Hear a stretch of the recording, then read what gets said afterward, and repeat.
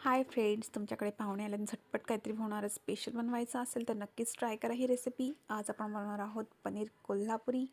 चला तर मग सुरुवात करूया आजच्या रेसिपीला। छान गॅस पेटून घ्यायचा आहे, त्याच्यावर ठेवायची एक कढई। कढईमध्ये टाकण्यात आपले हे सुके मसाले दाखवल्याप्रमाणे आणि सोबत ॲड केला आहे थोडासा खिसलेला खोबरा सुका।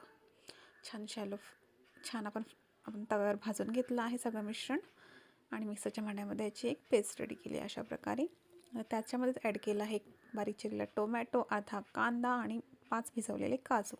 यांची देखील छान अशी पेस्ट रेडी बनवली आहे।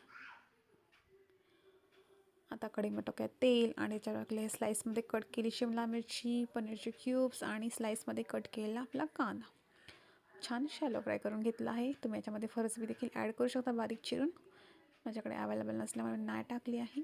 आता त्याच तेलामध्ये आपण बारीक चिरलेला कांदा सोबतच टाकलेत काही खडे मसाले आणि चवीपुरतं मीठ छान तेलावर परतून घ्यायचं आहे मस्तपैकी। आता ॲड करूया आपण रेडी केलेला मसाला छानपैकी आणि तेल सुटेपर्यंत शिजवून घेतलं आहे। तर ॲड करूया अद्रक लसूण पेस्ट आणि ती देखील छान मिक्स करून त्याची एक वाफ काढून घेणार आहोत। त्यानंतर ॲड केले आहेत मसाल्यांमध्ये हळद, काश्मीरी लाल मिर्च, धणेपूड आणि महत्त्वाचा गरम मसाला छान मिक्स करून घ्यायचा आहे आणि तेल सुटेपर्यंत 5 मिनिटाची वाफ काढली आहे। त्याच्यामध्ये ॲड केलं आहे मिक्सरच्या भांड्याचंच पाणी। पाहू शकता आपली ग्रेव्ही खूप छान थिक झाली आहे। आणखी 5 मिनिटाची वाफ काढून घेणार आहोत आपण मस्तपैकी। पाहू शकता तेल छान सुटलं आहे। तर आपण शॅलो फ्राय म्हणजे आपण याच्यामध्ये टाकणार आहोत आणि छान मिक्स करून 5 मिनिटं वाफ काढून घेणार आहोत।